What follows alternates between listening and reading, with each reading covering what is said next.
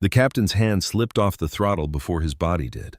For 3 seconds, nobody in the cockpit understood what they were watching.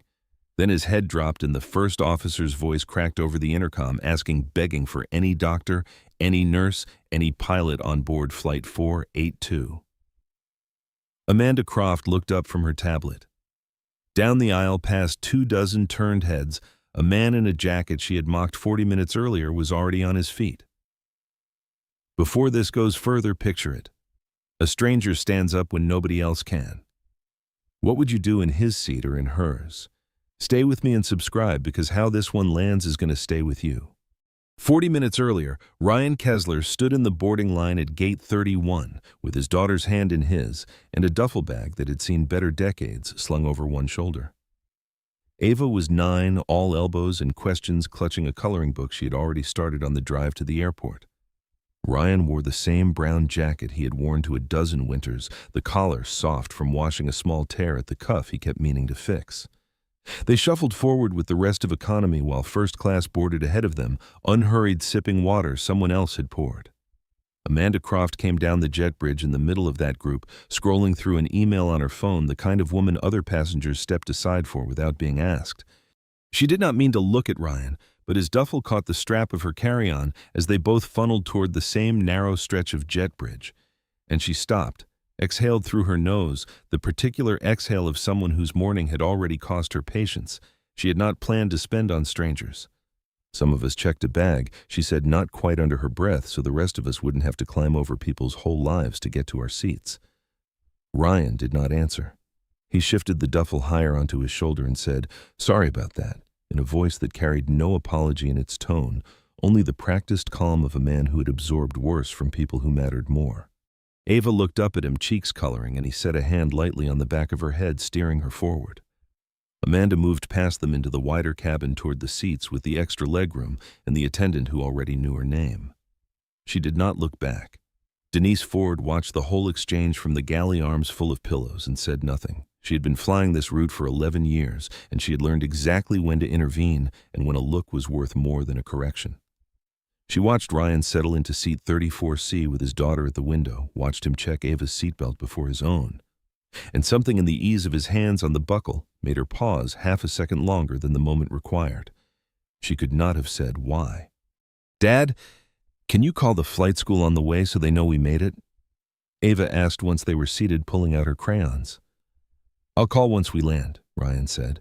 "Got to confirm my hours for next week's lessons or they'll bump me off the schedule again." "You always say that and I'm always right," Ava said. He smiled, tucked the coloring book flatter against her tray table, and did not say anything else about it, the way he never said anything else about the parts of his life that did not need saying. The cabin filled, the doors closed, and Denise moved down the aisle a final time, counting heads out of habit. She passed row 34 without slowing, though her eyes caught briefly on the worn brown jacket folded over Ryan's knees. Then the engines pitched higher, the plane pulled back from the gate, and Denver's skyline tilted away beneath them as Flight 482 climbed into a clear morning. Somewhere over the Rockies, Ava tapped the shoulder of the woman in the aisle seat, a stranger with kind eyes and a paperback she had stopped reading. "My dad used to fly planes like this one," Ava said, proud matter of fact, the way children announce things they have heard 100 times and never doubted. "Before my mom died. He doesn't anymore, but he still knows how." The woman smiled, said something polite, and went back to her book. She did not think much of it. But 2 rows up, Denise had bent to hand a blanket to another passenger, and the words reached her sideways, the way overheard things do landing somewhere she was not expecting them to land. She straightened slowly. Kessler. She turned the name over, and it caught on something in the back of her memory, a name from a crew roster years old, a name she had not thought about since it stopped appearing on the schedule. Captain R. Kessler. She had flown 2 trips with him herself, early in her time with the airline, back when he still had the reputation among crews for being the kind of captain who talked to ground crews like they mattered, who remembered the names of gate agents who once delayed a departure 11 minutes so a mother could get her sick toddler off the plane without an audience. He had left the airline 3 years back. She remembered that much too. Remembered the quiet way it had happened. No announcement, no goodbye tour, just his name gone from the roster. The following month there had been talk briefly about why something about his wife. Nobody pressed for details because nobody ever did, and eventually the talk moved on to someone else's story. Denise glanced down the aisle toward 34C. The man in the brown jacket was helping his daughter with a stuck crayon. Patient, unhurried, nothing in his posture suggesting anything but a father on a Tuesday flight. She almost walked over. She almost said something. But 11 years in this job had taught her the particular danger of assuming of turning a coincidence into a conversation that embarrassed everyone involved. So instead, she moved on, finished her round with the blankets, and told herself it did not matter that plenty of men shared a common enough name. It was not until she reached the front galley and turned to survey the cabin one more time that she saw it. Ryan had rolled his sleeve while helping Ava with her tray table, and the watch on his wrist caught the cabin light plain and steel and unmistakable to anyone who had spent any real time around flight decks. Government issue the kind men wore because it never stopped keeping time, never impressed anyone at a dinner party, and never came off. Denise looked away first. She busied herself with the beverage cart hands moving through the motions, while her mind stayed 2 rows behind her, circling the same unanswered question. She remembered more than she had let herself admit at first. A red-eye out of Denver years back, weather closing in over the mountains, a young first officer white-knuckling the descent while Captain Kessler talked her through it without once raising his voice. He had bought the whole crew coffee afterward, walking 2 terminals over to a gate that actually had a working machine just to make it happen. It was not the kind of thing that made headlines. It was the kind of thing that made people want to fly with someone again. She had not thought about that morning in years, and now she could not stop. She wondered briefly what had happened to a man like that, why he had traded a captain's seat for a duffel bag with a torn cuff and a coach ticket in row 34. Whatever it was not her business to ask. Not here, not like this. She tucked the thought away with the rest of the blankets and kept moving. By the time the seatbelt sign clicked off, Amanda had already summoned an attendant twice. Once for water at the correct temperature, once because the child 2 rows back kept laughing too loudly at something on her father's phone. Denise handled both requests with the same even voice, and on the second added, unprompted, "They're a lovely family, ma'am. Won't be much longer till she settles." Amanda did not look up from her tablet. "I'm not asking for a character reference. I'm asking for it to be quieter." Denise nodded once professional and moved on, though something in her jaw had tightened that had not been there a minute before. Amanda's tablet was open to a spreadsheet, rows of numbers under a header that read, Flight Crew Scheduling Optimization 3rd Quarter Review. She was a member of the board, one of 11 names on Meridian Airlines letterhead, and this particular file had crossed her desk twice already that month, approved both times with a signature she barely remembered giving. Somewhere in the fine print was a line about reducing scheduled rest gaps to cut overtime costs. She had skimmed it. She had signed it. She had moved on to the next item on a very long agenda.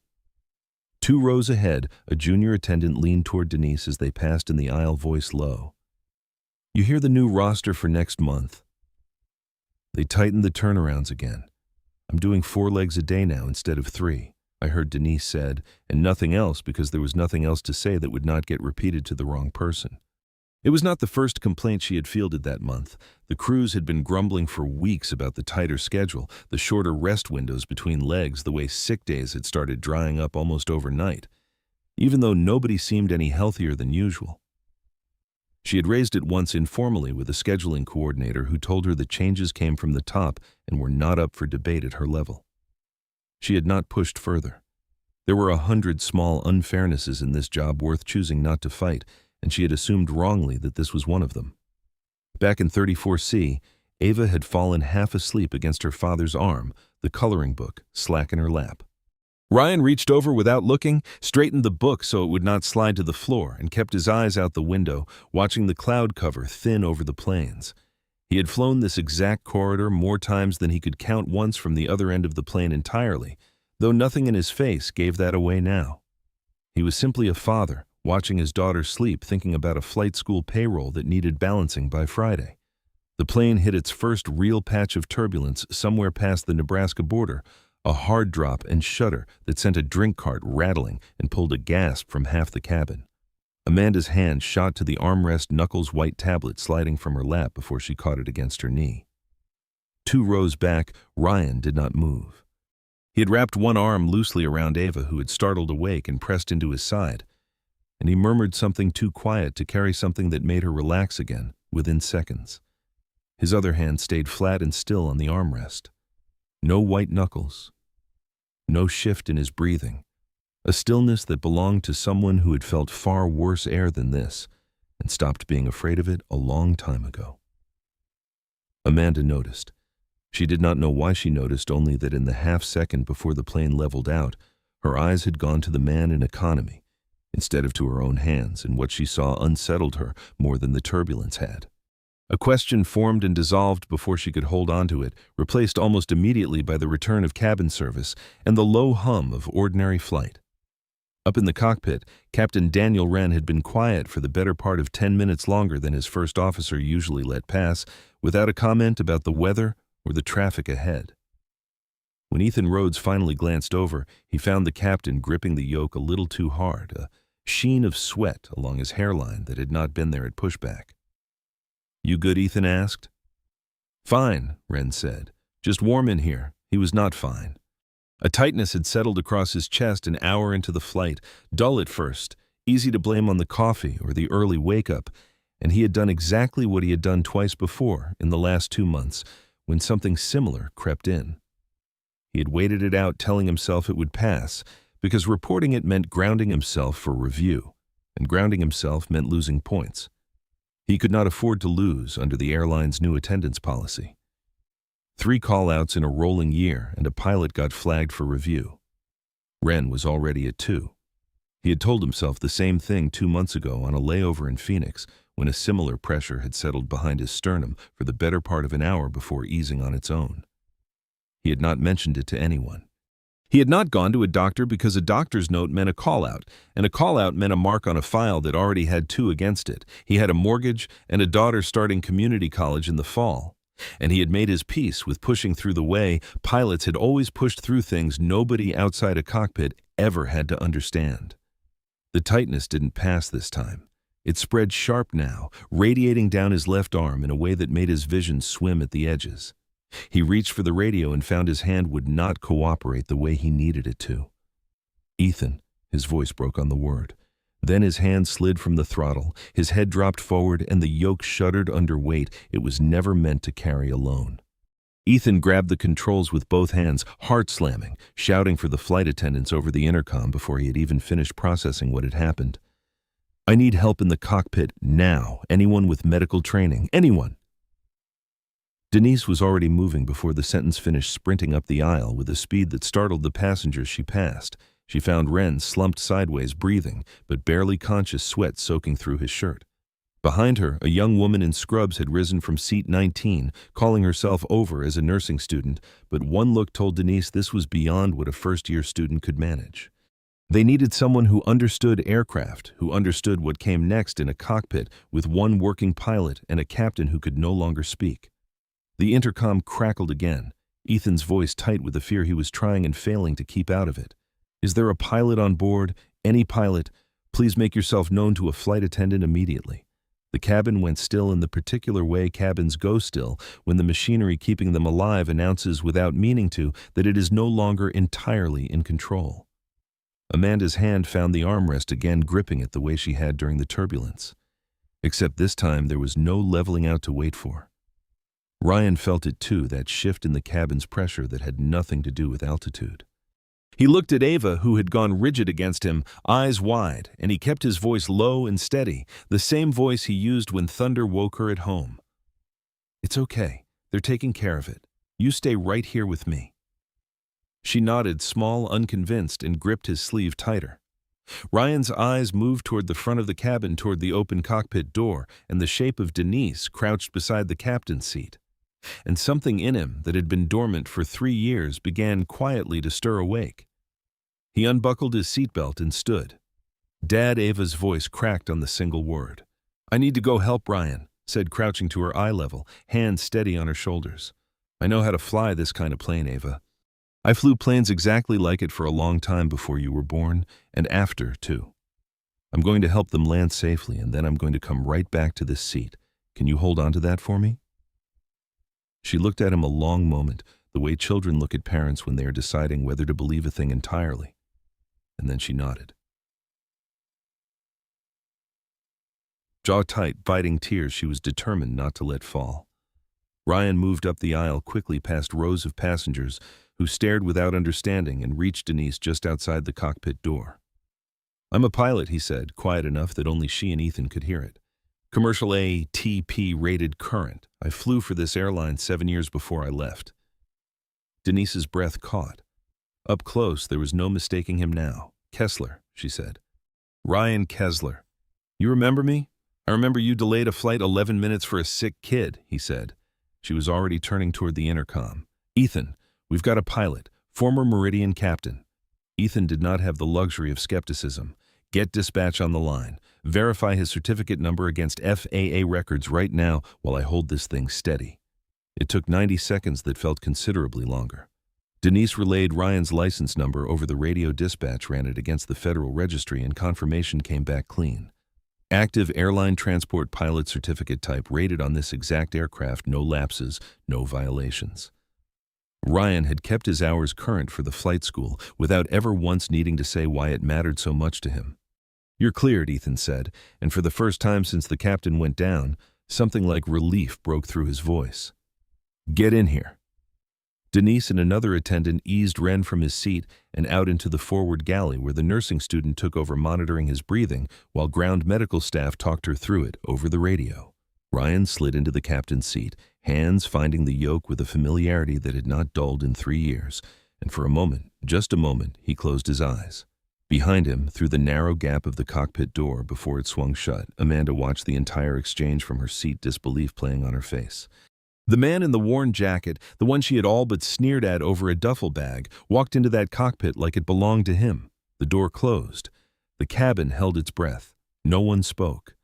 Somewhere behind Amanda, a man whispered to his wife asking what was happening, and she shushed him, eyes fixed on the closed cockpit door as if watching it hard enough might tell her something. Amanda realized her hand was still gripping the armrest, and for the first time all morning, she did not loosen it. Inside the cockpit, Ryan ran the instrument checks, fast muscle memory doing half the work his conscious mind had not caught up to yet. "Talk to me," he said to Ethan. "What do we have altitude-stable autopilots holding?" "But I've never flown this route with a captain who wasn't me learning it in real time," Ethan said, hands white on his own controls.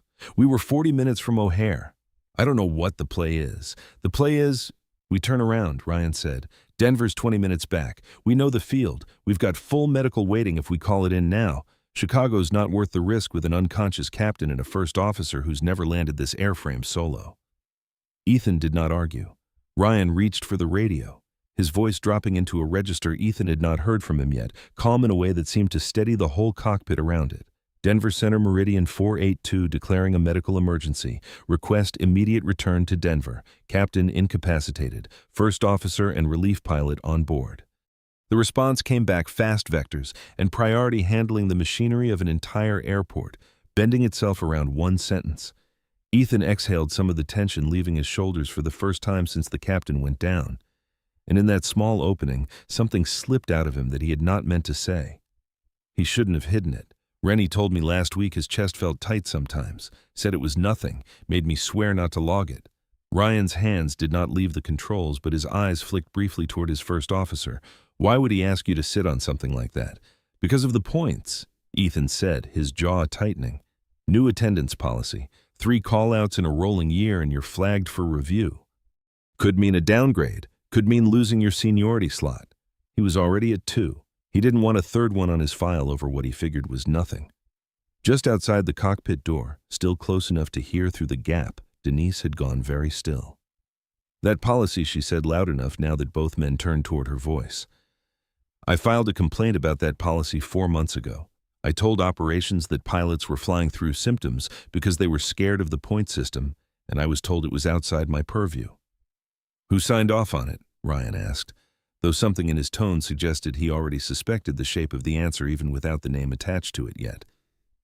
"Gregory Hutton," Denise said, "Vice President of Flight Operations. He built the whole scheduling optimization plan around it. Tighter turnarounds, fewer rest gaps in a point system to discourage callouts because callouts were costing the airline in overtime and substitute pay." She paused, and when she continued, her voice had an edge Ryan had not heard from her before. It went to the board for approval. Passed this quarter. In her seat close enough to have heard fragments of the exchange crackling faintly through the intercom, the flight attendants had not fully muted. Amanda sat frozen, her tablet still open on her lap to the spreadsheet she had signed off on twice without reading past the summary page. Flight crew scheduling optimization. Her own signature sat somewhere in the digital trail behind that policy. One name among 11 easy to forget the weight of, until it became the reason a man was unconscious on the floor of a galley 30,000 feet in the air. Ryan did not have the luxury of sitting with any of it. He kept his hands on the yoke, eyes on the instrument's voice level, as he ran through the descent checklist with Ethan. Because whatever had caused this, whoever had signed what, none of it mattered if he did not get this plane on the ground first. The descent into Denver came fast in rough, low clouds breaking apart to reveal the familiar grid of runways below, emergency vehicles already visible along the taxiway lights turning without sirens. Ryan talked Ethan through each stage of the approach, voice never rising, hands correcting the yoke through a crosswind that tried twice to push them off the center line.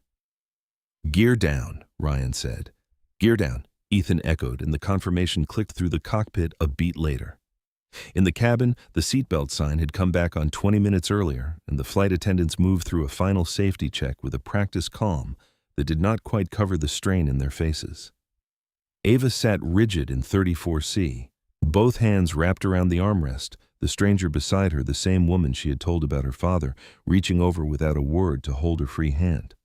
Amanda sat 2 rows up in first class, and for the first time in longer than she could remember, she was not looking at her phone or her tablet or anything that belonged to the version of her life she had boarded this flight with. She was looking straight ahead at the seat back in front of her, at nothing, silently working through the arithmetic of a decision she had made without ever picturing a face attached to it. The plane hit turbulence on final approach, a hard shudder that pulled a collective gasp through the cabin, and for one long second the aircraft dropped enough that the oxygen masks nearly released on their own. Ryan's hands moved fast, correcting, steadying his voice, low and even over the intercom Denise had patched through to the cabin without being asked. "Folks, we're on final approach into Denver. Should be on the ground in under 2 minutes. Stay seated. Stay calm. We've got this." It was the first time most of the cabin had heard his voice, and something in its steadiness moved through the rows like a current, shoulders loosening, breath slowing, even Ava's grip on the stranger's hand easing by a fraction. The wheels touched down, hard, bounced once settled, and the reverse thrusters roared to life, pulling the aircraft down to taxi speed in a stretch of runway lined with flashing lights and waiting ambulances. A ragged cheer broke out somewhere in economy, quickly hushed, replaced by the sound of passengers exhaling all at once, some crying, some laughing, most simply sitting very still, absorbing the fact that they had made it. The moment the aircraft stopped, paramedics moved up the jet bridge stairs before the door had fully opened, working past startled passengers to reach the galley where Captain Wren lay conscious, now but pale, an oxygen mask over his face, the nursing student still crouched beside him, relaying vitals. They had him on a stretcher and moving within minutes. Ryan stepped out of the cockpit a moment later, and the applause that had been building since the wheels touched down broke over him in full, passengers rising in their seats, some reaching to shake his hand as he passed. He did not linger for any of it. His eyes found row 34, found Ava standing on her seat with tears streaking her face, and he crossed the distance in 3 long strides and pulled her into his arms, holding on the way a man holds on when he has just remembered exactly what he almost lost. "Told you I'd come back," he said into her hair. "You always say that too." Ava managed half laugh, half sob, and for a moment nothing else in the cabin existed at all. By the time they had deplaned onto the tarmac, a small crowd of Meridian personnel had gathered near the terminal doors. Radios crackling, someone already filming on a phone that a ground supervisor quickly asked them to put away. Gregory Hutton arrived within the hour, summoned the moment word reached corporate that a captain had gone down mid-flight, and he moved through the gathered crew with the practiced smoothness of a man who had spent a career turning bad headlines into manageable footnotes. "A medical event," he said to the small cluster of reporters who had already caught wind of it. "Entirely unforeseeable. Our first officer and an off-duty pilot who happened to be aboard handled it with exceptional professionalism, and we're grateful the outcome was a safe one." Denise stood near the edge of the group, arms crossed, and when a reporter's microphone drifted close enough, she didn't wait to be asked. It wasn't unforeseeable, she said, loud enough to cut through Hutton's practiced calm. I filed a complaint 4 months ago about pilots flying through symptoms because they were afraid of losing points under the new attendance policy. That complaint is on record. Captain Wren told his first officer he'd had chest tightness for weeks and didn't report it because he was already at 2 callouts this year. Hutton's smile did not move, but something behind his eyes did. That's an internal matter and not 1-4. It's not internal anymore, Denise said. It just happened on live television. Amanda had been standing a few feet back, arms wrapped around herself against the wind coming off the tarmac, and she stepped forward, now voice quiet but carrying. Gregory Hutton turned, and whatever composure he had been holding slipped a fraction at the sight of her. Amanda, I didn't realize you were on this flight. I signed the scheduling optimization plan, she said, twice. You told the board it would improve on-time performance and reduce overtime costs. You didn't mention it would mean pilots hiding heart symptoms because they were afraid of a point system you built. The policy wasn't designed to. I don't care what it was designed to do, she said, and her voice did not rise, but it did not need to. I care what it did. I watched a man collapse at the controls of a plane I was on, Gregory, and I need you to understand that I am not going to let this stay an internal matter. Hutton opened his mouth, found nothing useful to put in it, and closed it again. A short distance away, Ryan stood with Ava's hand in his, watching the exchange without stepping into it. No reason to insert himself into a fight that had never been his to have. He caught Amanda's eye once across the tarmac, and neither of them said anything. There was nothing simple enough to say, but something passed between them anyway. Unspoken, the particular understanding of two people who had just come through the same fire from opposite ends of it. Denise walked over a moment later and rested a hand briefly on Ryan's shoulder. Thank you, she said. Really, you'd have found someone else, maybe, she said, glancing back at Amanda, still standing rigid in front of Hutton. Doesn't mean it wasn't you. Ava tugged at her father's sleeve, watching the ambulance doors close around Captain Wren with the wide, careful eyes of a child cataloging something she was not sure yet how to feel about. Is he going to be okay? They think so, Ryan said. They caught it fast because we turned around fast. That matters. Ready to go home. She nodded and slipped her hand back into his, and they walked together toward the terminal doors. Past reporters who did not yet know his name and would not hear it from him passed Hutton, still fumbling for language that might survive the evening news, past Denise, already on her phone requesting a formal meeting with the safety board first thing in the morning. 11 days later, Meridian Airlines Board of Directors convened an emergency session in a downtown Denver conference room, a meeting called at Amanda's insistence and scheduled with a speed the company rarely managed for anything short of a lawsuit. She stood at the head of the table, no notes in front of her, and laid out the sequence of events without softening a single part of it. The scheduling optimization plan, the attendance point policy buried inside it, the complaint Denise Ford had filed and been told fell outside her purview, and the captain who had hidden a cardiac symptom for weeks rather than risk a third mark against his record.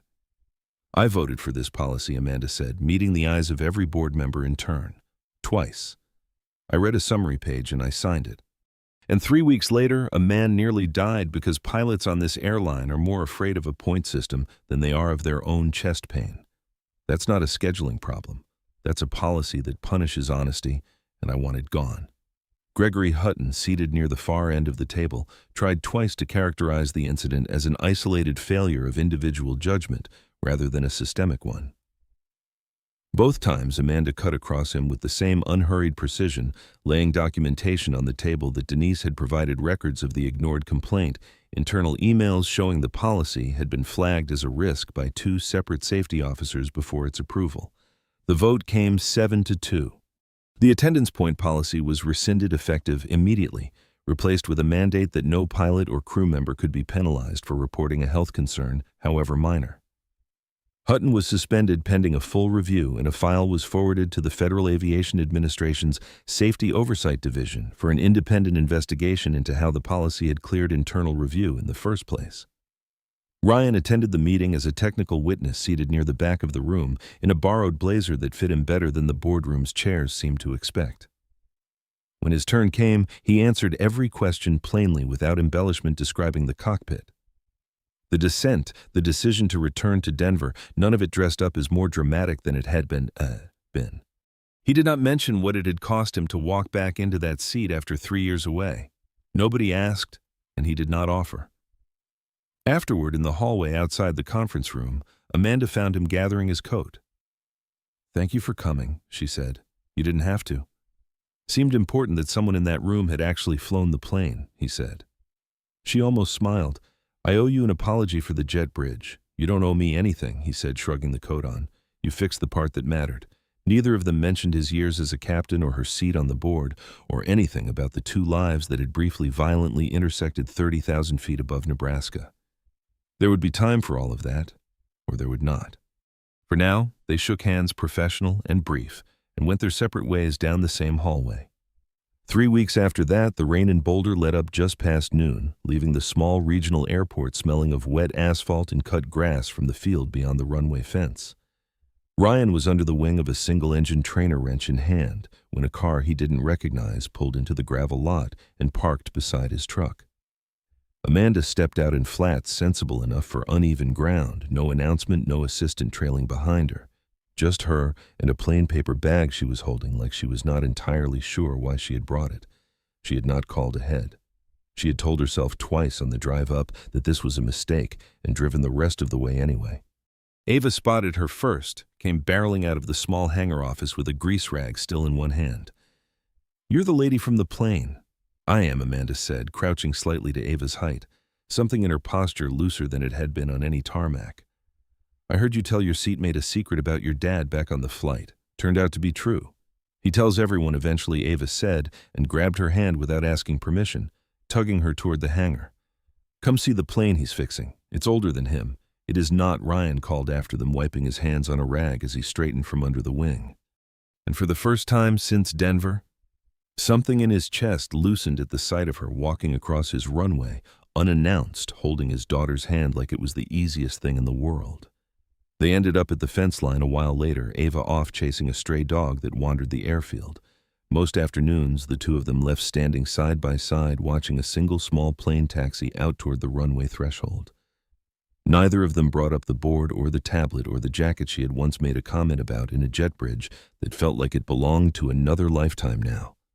There did not seem to be a need. Some things had already been said 30,000 feet up in the only language that had mattered at the time. "I don't know what I'm doing here," Amanda admitted, eyes on the runway. "You drove 3 hours to find out," Ryan said. "Seems like a start." She laughed, quiet, surprised by it, and her hand came to rest on the top rail of the fence beside his. Neither of them moved it. "I read the FAA report this morning," she said after a while. "Ren's going to be fine. Full recovery. Cardiologist cleared him for a desk roll while he heals. He wants to write you a letter. Apparently Denise had to talk him out of trying to track down your address himself. Tell him he doesn't owe me anything either," Ryan said. Man was scared, that's all.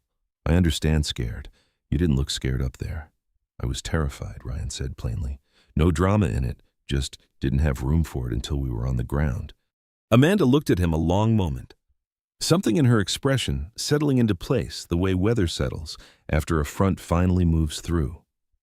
Ava's laughter carried across the field, chasing the dog in wide, useless circles, and neither of them moved to call her back. The little plane lifted off the runway, banked west toward the mountains, and climbed into a sky finally clear of rain. He had saved her flight from 30,000 feet up. Down here on solid ground, all she had to do was let her hand stay where it was. And for once, she did. That's where we leave them, on a fence line in Boulder, 2 people who boarded the same flight as strangers on opposite ends of a mistake and walked off. It changed. Ryan never announced who he was. He just stood up when it counted, and he let his work speak. Amanda had signed a page she never read, and when the cost of it collapsed at the controls of a plane she was on, she didn't hide behind the other 10 names on the letterhead. She put her own name in front of it and fixed what she could. That's the part worth carrying with you, that the measure of a person is rarely the seat they're sitting in, and that owning your mistakes out loud is its own kind of courage. If this story stayed with you, subscribe, so the next one finds you, and tell me in the comments if that first officer had asked over the intercom, would you have stood up? We'll see you in the next one.